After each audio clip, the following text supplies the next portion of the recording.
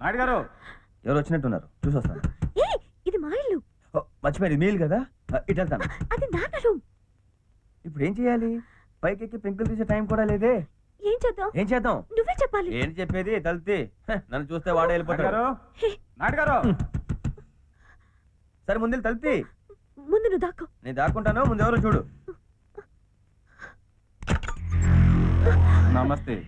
Hello madam, చాలాసేపటి నుంచి తలుపు కొడుతున్నాను. లోపల ఏం చేస్తున్నారు? ఓ, ఫ్రెష్గా స్నానం చేసి దేనికో రెడీ అయినట్టున్నారు. నాన్న బయటికి వెళ్ళారు. తెలుసు, మీ వాళ్ళు పెళ్లికి వెళ్ళారని తెలిసే వచ్చాను.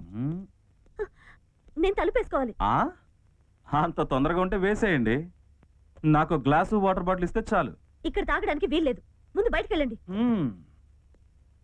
నీకోసం డ్యూటీ వదిలేసి వస్తే వెళ్ళిపోమ్మనడం చాలా పెద్ద నేరం.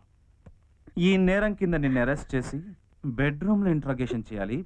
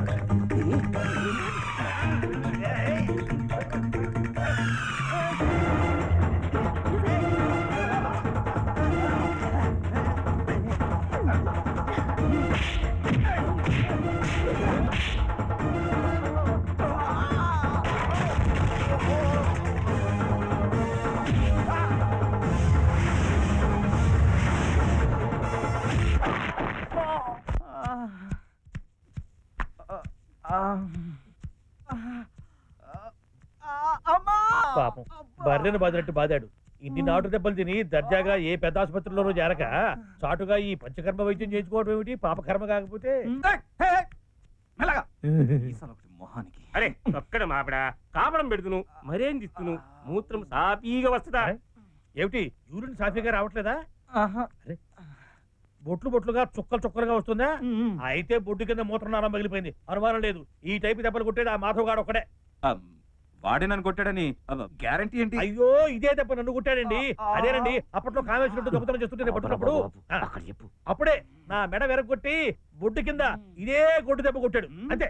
వారం రోజుల పాటు పైపు చెడిపోయిన వాటర్ ట్యాంక్ లాగా కడుపు ఉబ్బిపోయి అలా ఎప్పుడో అప్పుడప్పుడు చల్లగాలికి 1-2 బొట్లు కన్నీటి చుక్కలాగా రాలేవి. ఏమండి మీకు తెలుసు? అయినా ఎస్ఐ గాని కొట్టే దగ్గర వారికెక్కడిది? నువ్వు అలాగే అనుకో. ఎప్పుడో పెళ్లికి ముందు మీ ఆవిడికి నువ్వు చేసినట్టు వాడు నీ కూతురికి కడుపు చేస్తాడు. ఇంటికి చూపించు. ఇంట్లో ఎవరు లేనప్పుడు వాడు శోభనం చేశాడో కడుపు చేశాడో తెలుస్తుంది. ఏంటండి అమ్మాయిని చంపేస్తారా? అవును, అడ్డొస్తే నిన్ను చంపేస్తా. ఏంటండి ఇది? ఆ ఎస్ఐ గాడేదో అమ్మాయి కడుపు అయింది వాగాడు అనుకోండి, అంత మాత్రం చేత కడుపు తీయించుకోవాలి కానీ కంగారు పడతావా? ఏంటి కడుపులు తీయించే వాళ్ళ కనిపిస్తున్నారా?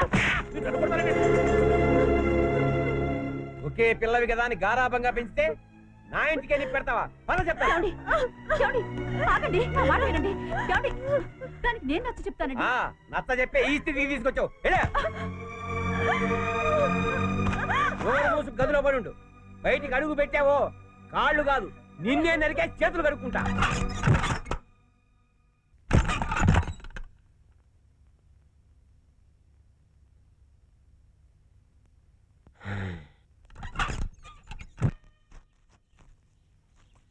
సున్నం వేయడానికి మనిషిని పెట్టుకోవచ్చు కదన్నయ్య.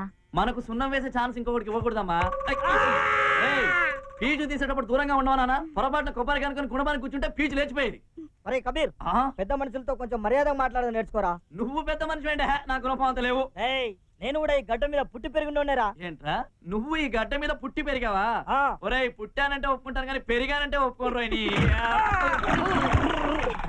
చచ్చేవాడి కదా ఇందులో పడితేనే చేస్తాడా? వీడు చావడానికి అరచిప్ప కొబ్బరి నీళ్ళు చాలమ్మా. మాధవ పెళ్లి పనులన్నీ ధూమ్ధామ్ గా చేస్తున్నట్టున్నావే. రండి సార్ రండి. ఏం ప్రభా మీ ఆయన రాలేదా? పెళ్లి రోజుకి వచ్చేస్తారు. మాలతి ప్రభా లోపల తీసుకెళ్ళి.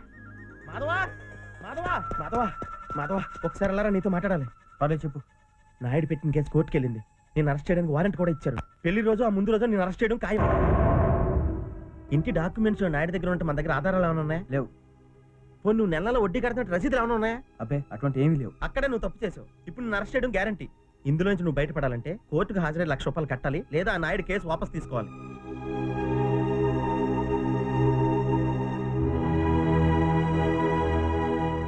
టెన్షన్ పడకు. మాలతి పెళ్లి ఆగకుండా ఉండాలంటే మనం మెట్టు కిందకి దిగాలి.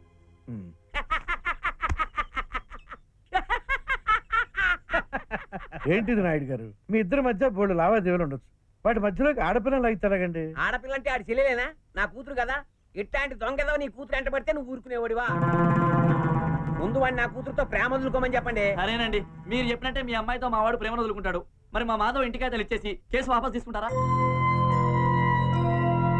పాత కోచి కోసం పకీర్ రాయబారం అని మధ్యలో నువ్వేంట్రా? ఆ మాట వాడు చెప్పాలి. సరే వాడితోనే చెప్పిస్తాను. ఏంటి వాడు చెప్పేది? అంత తేలిగ్గా తెరదించడానికి ఇదేం డ్రామా కాదు బాబు, ప్రేమ. నిజంగా డ్రామానేనండి. అవునండి, ఈ ప్రేమ మేమందరం కలిసి ఆడిన నాటకం. టాస్ వేయకముందే ఫిక్స్ అయిపోయిన మ్యాచ్ ఇది. శాంత, ఏమే శాంత, ఇక్కడ అందరి మనసులో మారిపోయే లోపు అమ్మాయిని తీసుకురా. ఇప్పుడు రామ్మా. నేను అనుకుంటూనే ఉన్నా, మన చెంపులు మంగళసూత్రాలు కాజేసేవాడికి మనసు ఎక్కడ ఉంటుందా అని. ఇదిగో అమ్మాయి, నీ మీసాల మోసగాడు మనసిప్పి మాట్లాడతట, విను.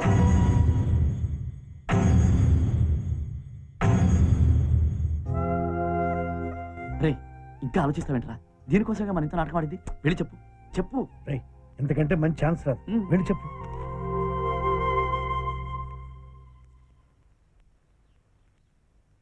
మీ నాన్న చెప్పిన మాట నిజమే రుక్కు. మా ఇంటిని కాపాడుకోవడానికి నేను ప్రేమిస్తున్నట్టు నాటకం ఆడాను. కానీ ఇప్పుడు వద్దు, ఇంకేం చెప్పొద్దు. నువ్వు దొంగవని తెలిసి ప్రేమించాను. నువ్వు నా మనసుని దొంగతనం చేసావనుకున్నాను, కానీ నా నమ్మకాన్ని దొంగిలించావని నాకు ఇప్పుడే తెలిసింది. అది కాదు రుక్కు. ప్లీజ్ నా మాట విను రుక్కు. ఆగరా. ఆగమ్మా. నేను లేకుండా పెంకులు ఉడవేసి ఇంట్లోకి రాగలమేమో గానీ నేనుండగా గడప దాటి లోపలికి అడుగు పెట్టలేవు. వెళ్ళావు. అసలు చెప్పాల్సిన దాన్ని పూర్తిగా వినలేదు. నాటకంగా మొదలైనా నేను రుక్మిణిని నిజంగా ప్రేమిస్తాను. 20 సంవత్సరాలు పెంచానని చెప్పుకోవడం కాదు, కూతురు మనసులో ఏముందో తెలుసుకోలేని వాడివి నువ్వు ఒక తండ్రి. ఏయ్! నా ఇంటి కాగితాలే కాదు, నీ ఇల్లు ఆస్తి మొత్తం రాసిచ్చిన రుక్మిణిని మాత్రం వదలను. నా చెల్లికి ఎలా పెళ్లి చేయాలో నాకు బాగా తెలుసు. నువ్వేం చేసుకుంటావో చేసుకో. సార్, వాడు ఎవన్నాడు తెలుసా? చిన్నమ్మాయి, వాడు అంత మాట లేదు. ఏడోకమ్మా, ఊరుకోమ్మా. మరి ఇన్నాళ్ళు యేసుక్రీస్తు శిలువను మోసినట్టు మీ చెల్లెల బాధ్యత నువ్వు ఒక్కడవే మోస్తున్నట్టు నటించావుగా. ఇప్పుడు ఏమైంది? చెల్లెల కోసం రుక్మిణి వదులుకోవడానికి మనసు ఒప్పలేదా? మనసు పడే బాధ మనసున్న వాళ్ళకే తెలుస్తుంది, నోరున్న వాళ్ళకి కాదు. చూసారా చూసారా, ఇన్ని మాటలన్న తర్వాత ఇంట్లో ఒక్క క్షణం కూడా ఉండకూడదు. పదండి వెళ్దాం. ఈ టెట్లు వస్తాను బట్టలను వేసుకొని.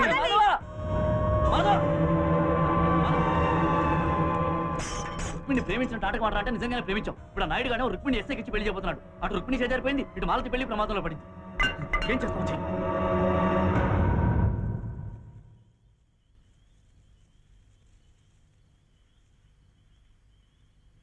మాధవ, వాళ్ళు ఏంటి ఇలా వచ్చావు? పెళ్లి చూపుల రోజు జరిగిన గొడవ వల్లే నేను మాలతిని చేసుకోవడానికి మా వాళ్ళు ఒప్పుకోలేదు. ఎంతో కష్టపడి అందరికీ సర్ది చెప్పాను. మళ్ళీ పెళ్లి రోజు ఏదైనా గొడవ జరిగిందంటే ఇక ముందు ఎటువంటి గొడవ జరగకుండా నేను చూసుకుంటాను వాళ్ళు. మరి కోర్టులో కట్టాల్సిన డబ్బు అదే ఆలోచిస్తున్నాను. తీసుకోండి. ఏంటిది? ₹1,00,000. ఇది నేను బిజినెస్ కోసం దాచుకున్న డబ్బు. ప్రస్తుతానికి కోర్టులో కట్టేసి ముందు సమస్య నుంచి బయటపడండి. బాలు, ఇది నీకు నా చెల్లెలు చాలా అదృష్టవంతురాలు బాలు. ముందు మీరు లాయర్ని కలిసి మిగతా ఏర్పాట్లు చూడండి. అన్నట్టు ఈ డబ్బు నేను మీకు ఇచ్చినట్టు దయచేసి మా వాళ్ళు ఎవరికీ తెలియనివ్వకండి. మళ్ళీ అనవసరంగా గొడవలు అవుతాయి. అలాగే. వస్తాను. రేపు పొద్దునే పెందలాడారండి. 2 రోజులు ఏముంది తిన్నాలా? ఎక్కడ పనులు అక్కడే ఉండిపోయాయి. ఇదిగో ఇవాళ డబ్బులు తీసుకోండి. స్వామి, సమయానికి డబ్బుల నుంచి ఆపద నుండి కాపాడావు. ఇక పెళ్లి కూడా శుభంగా జరిపిస్తే జీవితం ఇంకెప్పుడు దొంగతనాలు చేయను. ఏమిట్రా? చూడండి వీడు ఈ టైంలో వచ్చాయండి. అవును రోయ్, ఎందుకని మంచిది నువ్వు వెళ్ళి తలిపేసుకో. మాధవా మాధవా మాధవా, గుడి మూసేసే టైంలో వచ్చావేంటి? తలుపులు వేసుకోవాలి పదా. ఏమిటి మాధవ అలా ఉన్నావు? అబ్బే ఏం లేదు పూజారి గారు, నేను ఎప్పుడు అంటుంటానే, నేను మనసు పెట్టి మేసం మెలేస్తే సాక్షాత్తు ఆ దేవుడే నా వెంట వచ్చేస్తాడని.